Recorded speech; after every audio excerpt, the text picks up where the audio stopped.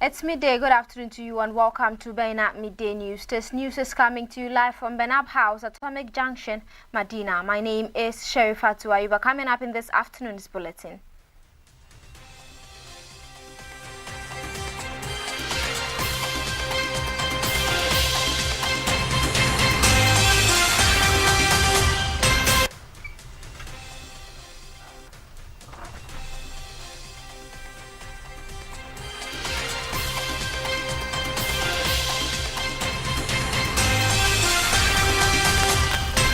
President Mahama has called for a calm and dialogue on LGBTQ plus issues, describing the topic as while important, is not the most pressing challenge facing the nation.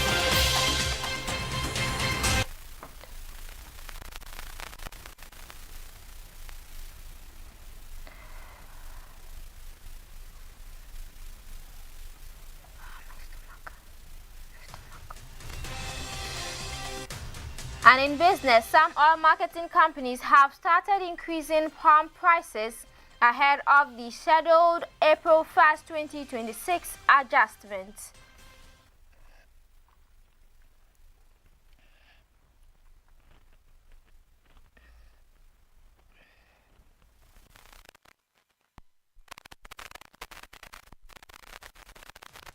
And on the international front, the Middle East war intensified over the weekend after Yemen's Iran-allied Houthi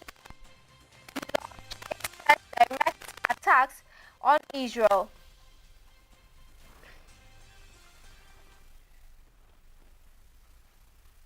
We bring you details of these stories shortly.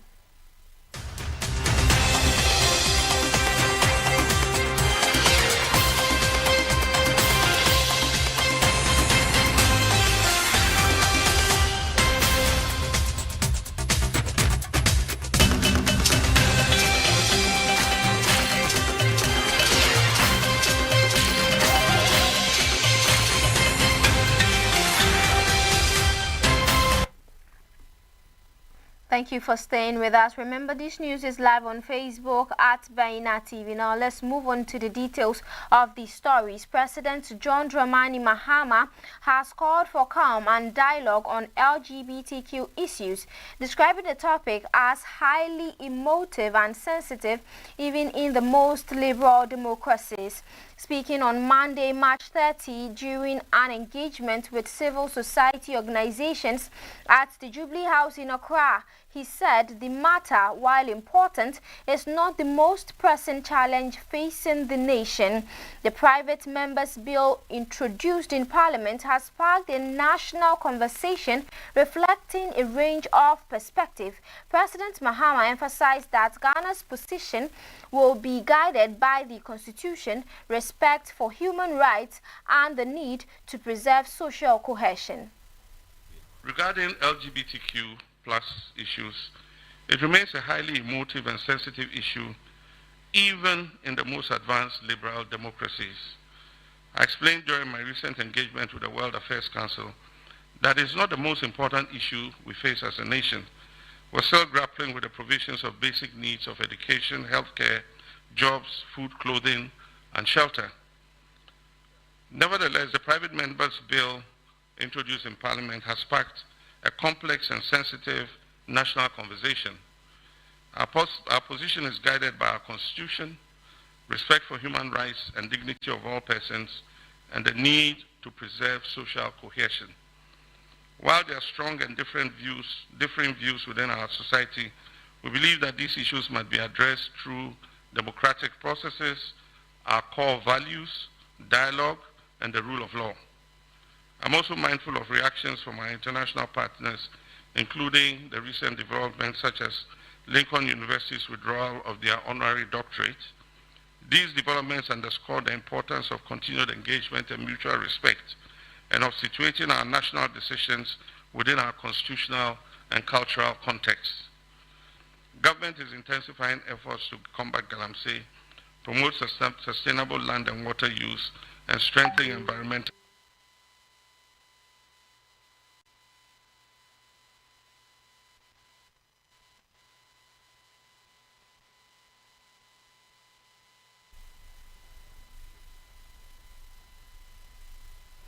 Officers of the Ghana Police Service in Dansoman have arrested and detained several young individuals suspected of engaging in drug peddling following an intelligence-led operation aimed at curbing the distribution of narcotics in the area. According to police sources,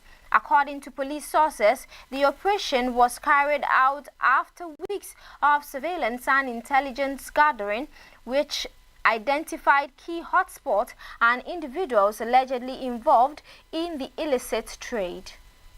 Conducted in the early hours of the day resulted in the apprehension of multiple suspects believed to be part of a network distributing illegal substances within the community. Items suspected to be narcotics, along with other materials believed to be used in the packaging and sale of the drugs, were retrieved during the operation. The suspects are currently in the police custody assisting with investigations. Authorities said the crackdown forms part of a broader effort to tackle the growing concern over drug abuse and trafficking, particularly among the youth. Residents in the area have in recent times raised alarm over the increasing visibility of drug-related activities, prompting swift action from law enforcement. The police have assured the public of their continued commitment to maintaining safety and order, urging community members to cooperate by providing timely and credible information that could aid future operations. Meanwhile, the suspects are expected to be processed and put before court in the coming days as investigations continue.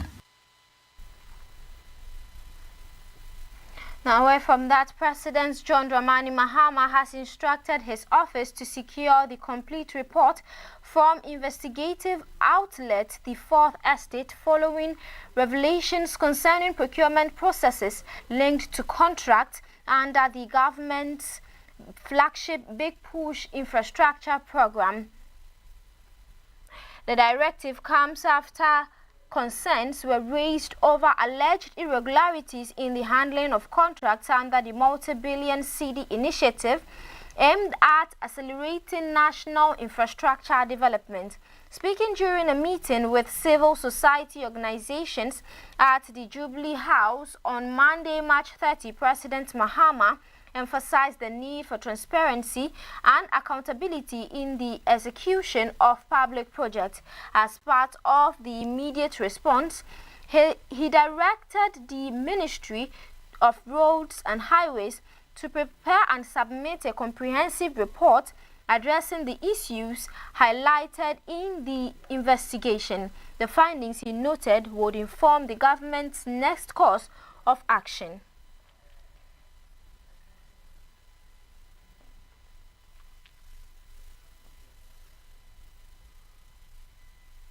Now, Ghana is set to welcome the President of the Republic of Zimbabwe, His Excellency Emmerson Mnangagwa, on the 3-day state visit from Wednesday 1st April to Friday 3rd April 2026 as the two nations seek to deepen bilateral relations. According to a statement from the presidency on Tuesday, March 31st, President Mnangagwa will arrive at Accra International Airport on Wednesday, where he will be formally received by President John Dramani Mahama with full military honors. The ceremonial welcome will include an inspection of a guard of honor mounted by the Ghana Armed Forces and a 21-gun salute. In the evening, President Mahama will host a state banquet in honor of his Zimbabwean counterpart in a gesture that underscores the long-standing friendship between the two countries. A key highlight of the visit will be bilateral talks at Peduase Lodge, preceded by a tete-a-tete between the two heads of state. The discussions are expected to focus on strengthening cooperation across critical sectors, including trade, tourism, health, sanitation, agriculture, the fight against corruption, and job creation. The engagement will culminate in the signing and exchange of memoranda of understanding covering areas of mutual interest, signaling a renewed commitment to closer collaboration. During the visit, President Mnangagwa will also tour key institutions in Ghana's development ecosystem. These include the Sweden Ghana Medical Center, where he will be briefed on advancements in healthcare delivery delivery, and the Accra Compost and Recycling Plant, which showcases innovations in waste management. As part of the cultural dimension of the visit, the Zimbabwean leader will visit the Kwame Nkrumah Memorial Park to lay a wreath at the tomb of Ghana's founding president, Dr. Kwame Nkrumah, in tribute to his legacy. President Mnangagwa is expected to depart Ghana on Friday, 3rd April, with full departure honors at the Jubilee Lounge, bringing the state visit to a close. The visit is anticipated to further cement diplomatic ties between Accra and Harare, while opening new pathways for cooperation in a rapidly evolving global landscape. You're still watching Baina Midday News on Baina TV. Now we're going for a quick turn. We'll be back with business and more. Do stay.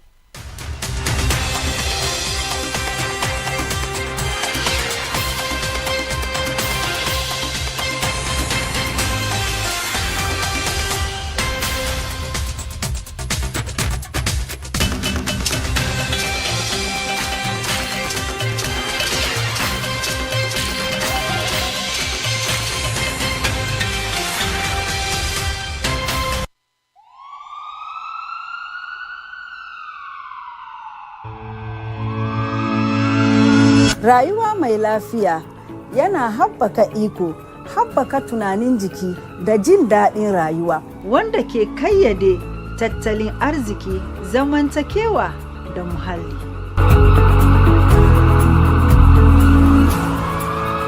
Ku kasance tare da ni, Nana Amina Muhammad, akan Baina TV, a yayin da zan dinga kawo muku masana kiwon lafiya, saboda mu tattauna batutukan da sun ka shafi kiwon lafiya don mu inganta tunanin jikinmu da zamantakewanmu.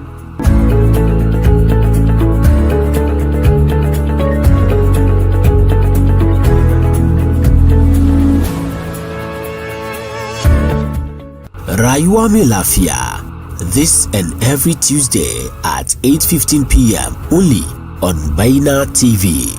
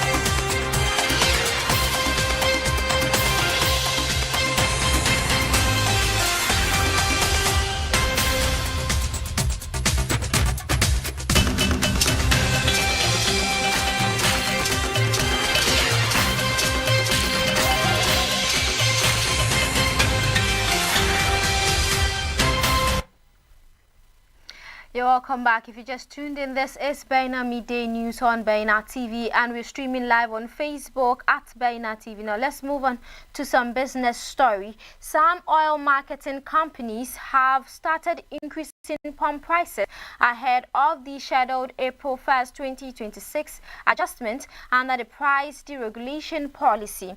One of the biggest players in the industry, GOIL, announced in a social media post that petrol has increased from 12 Ghana cedis 24 pesos to 13 Ghana cedis 30 pesos per litre, while diesel has risen from 15 Ghana cedis 69 pesos to 17 Ghana cedis 10 pesos per litre.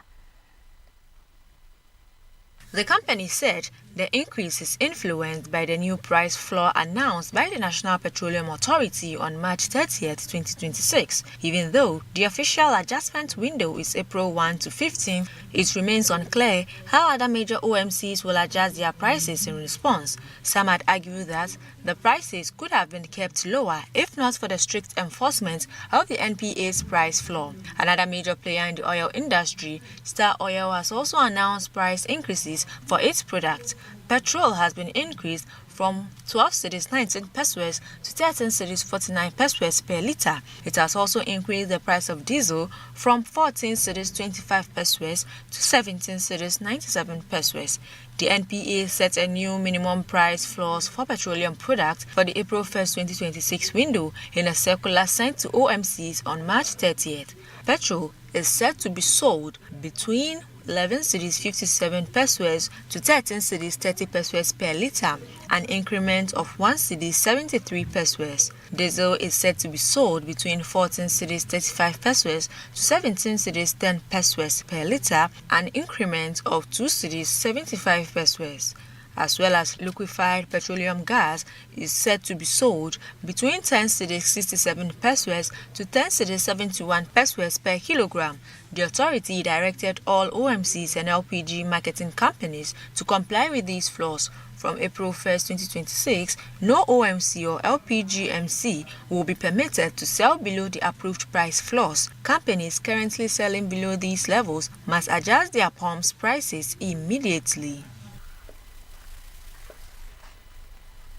Now moving on to some news beyond our borders, a risk of a broader regional war intensified over the weekend after Yemen's Iran-allied Houthi movement launched its first direct attack on Israel since the start of the Iran-Israel conflict, while the United States began deploying additional military forces to the Middle East. The Houthis fired missiles toward Israeli territory on Saturday, with Israel confirming that at least one projectile had been launched from Yemen. Air defense system intercepted the missile, and there were no immediate reports of casualties or damage.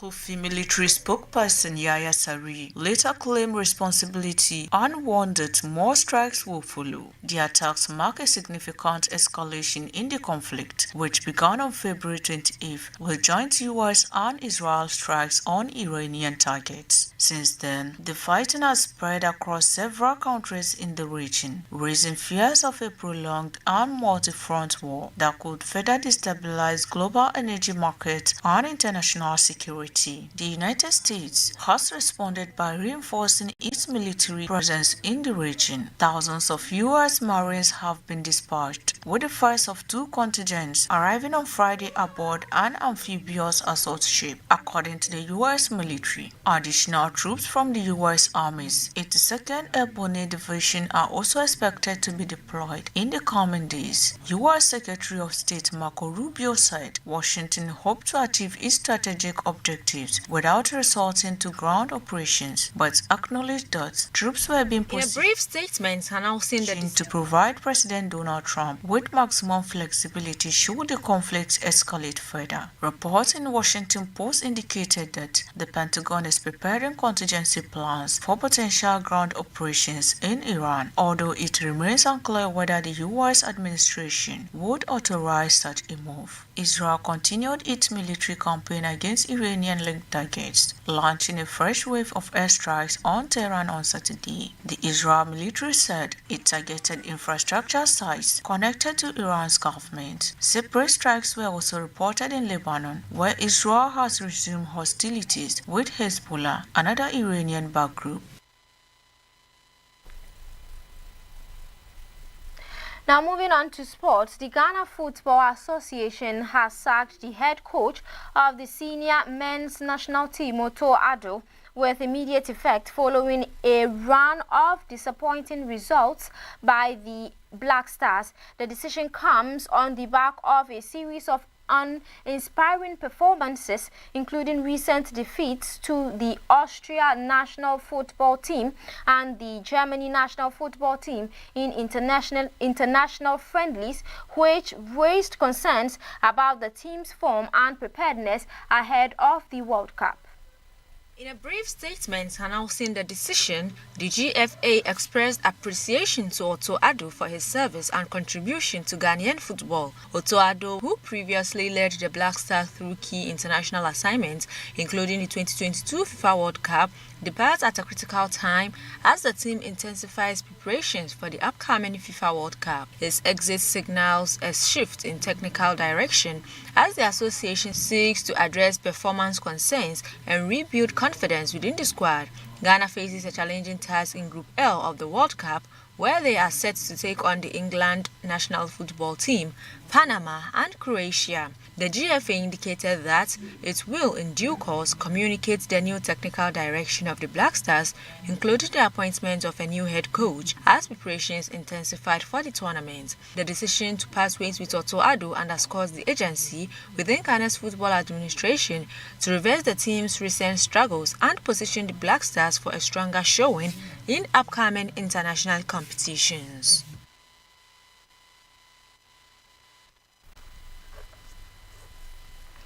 Well, that's all time will permit us. Log on to our website www.bainamultimedia.com for more news. My name is Sherifatu Ayuba. Have a good afternoon.